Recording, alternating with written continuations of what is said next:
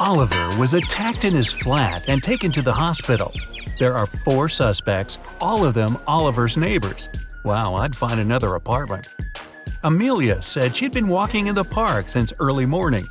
Henry explained he had been painting in his studio and had heard nothing. Jacob said he had been repairing his car. Sophia answered she'd been taking a bath for the past 3 hours. Look at these people's hands and try to figure out who's lying.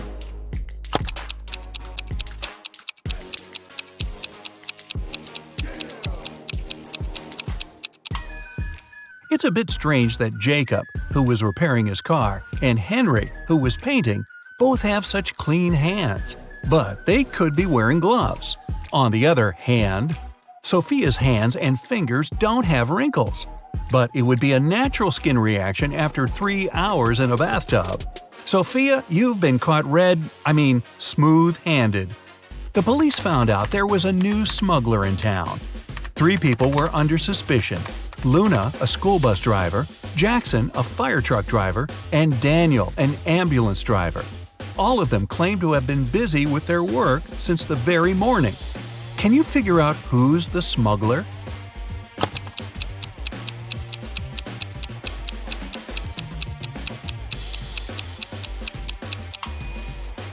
Look at the car Daniel drives.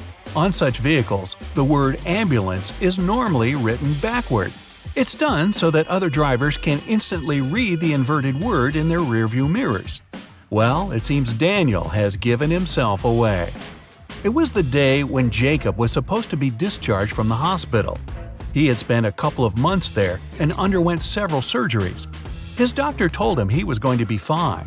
It was safe for Jacob to leave the hospital. But the guy didn't believe these promises. In low spirits, he walked home. On the way, he accidentally bumps into an elderly lady. She gets furious and started to shout at Jacob. But instead of arguing back, he hugged the woman and ran home. Why?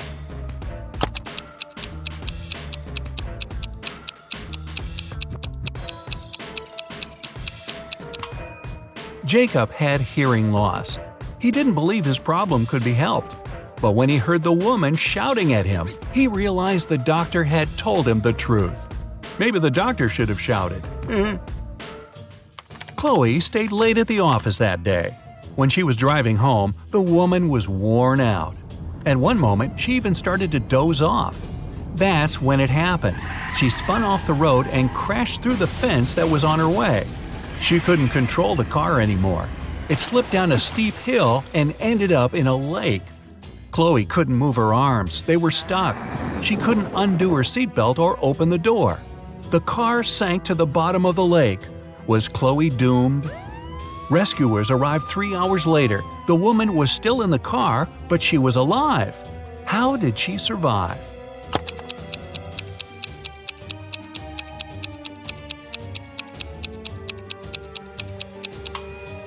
After the car hit the bottom of the lake, the water only came up to Chloe's throat. It was a very shallow lake. Good thing, huh?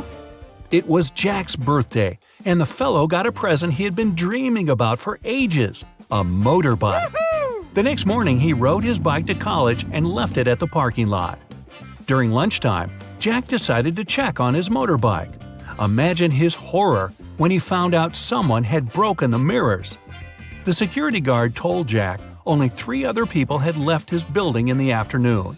They were Owen and Sam, 2 best friends, and Layla, the girl who once liked Jack but got turned down by him. Owen said he and Sam had gone to the campus cafe to get sandwiches for lunch. Sam confirmed this. He then added the bike could have been damaged by Layla out of revenge. But Layla told Jack her mother had visited her and they had spent 2 hours together. So, who's lying?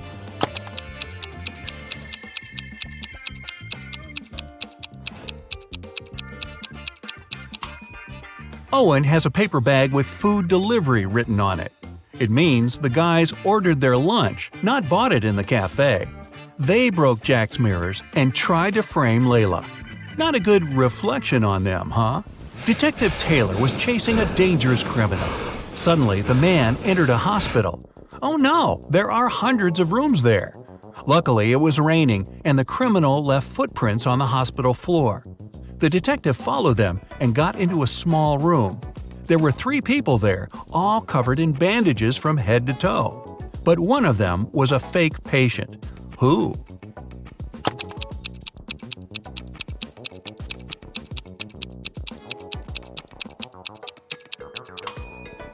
It was the dude in the middle. He didn't even have a medical chart next to his bed. Very quick job on the bandages, though. The CEO of a large company called the police. He was sure that one of his employees, Victoria, had stolen a memory card with secret information. She was going to sell it to their competitors.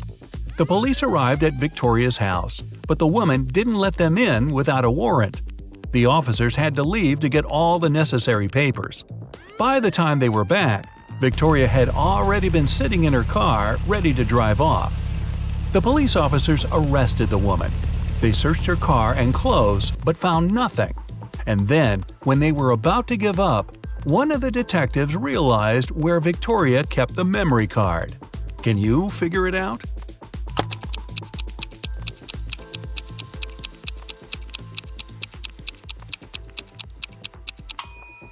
When the police first came to her, the woman had her hair down. But after that, Victoria changed her hairstyle. The memory card is in her bun. Yep, Victoria and her sticky bun. Michael was going home from the gym when everything went black. When he regained consciousness, he found out he was in a locked room. Next to the door, there was a computer with a keyboard. On the screen, there was a riddle. Michael had to write the correct answer and the door would open. The riddle went like this. It makes 2 people out of 1. What is it? Michael typed the needed word and the door opened. He was free to go. What was the answer?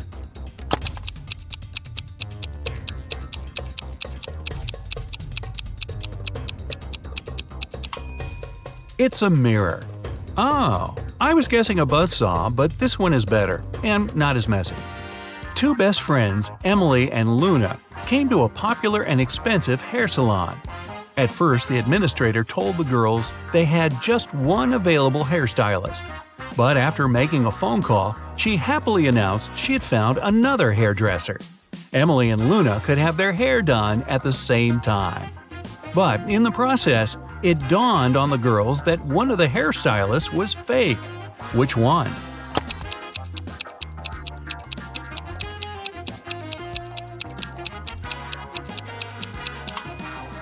Both hairstylists are using regular scissors, but instead of hairspray, the one on the left is holding a can of bug spray. Yeah, that's a big clue right there. A man on a bike grabbed Sarah's bag with all her documents, money, and smartphone and sped off. The only way the girl can get her bag back is by taking someone's car and driving after the criminal. There are 3 vehicles parked nearby. Which one can Sarah break into and drive off? Borrow.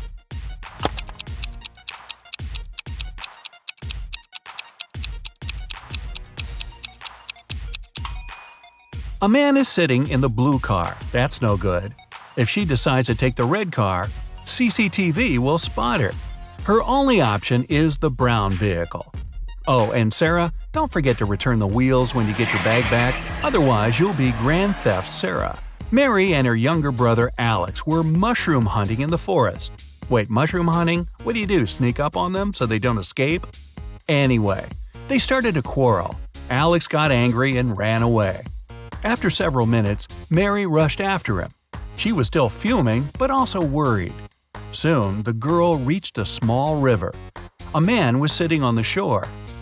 Did you see a teenager here?" Mary asked. "Yep, he's just taken a boat and made it to the other side." But Mary didn't believe the man. Why?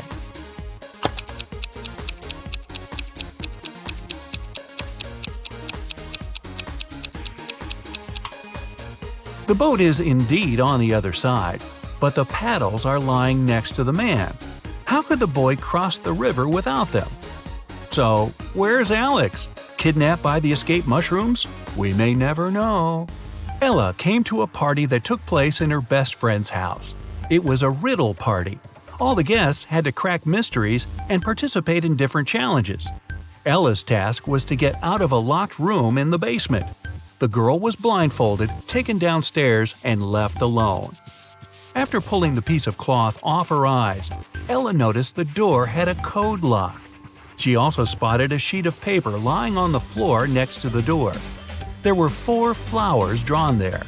Ella looked at them for a while and entered the correct code. The door opened and the girl joined the party. So, what was the code?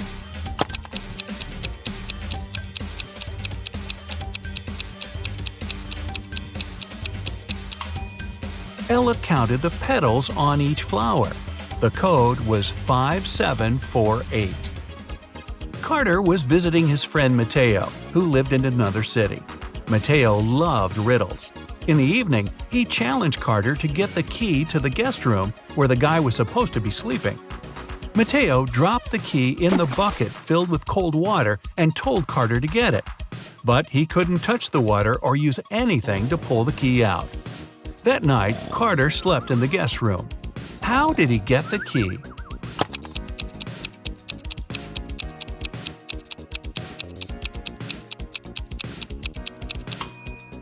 He put the bucket over a fire. The water started to boil and soon evaporated. After that, Carter picked the key up. Mateo was steamed. Nora was an insurance agent. Once, her client called her early in the morning. The woman was in tears. At night, someone had broken into her house. By the time the woman had enough courage to go downstairs, the thief had already taken all the valuables. When she looked out of the window, the man was running away. "Do you remember what he looked like?" Nora asked. The client answered, "It was still dark outside. I understood it was a man, tall and thin. He had dark hair and was wearing a V-neck t-shirt." Nora immediately realized her client had staged the burglary. How did she figure it out?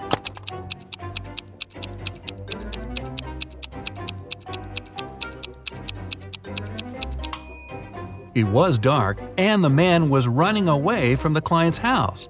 Then how could the woman see he was wearing a V-neck t-shirt? Beats me.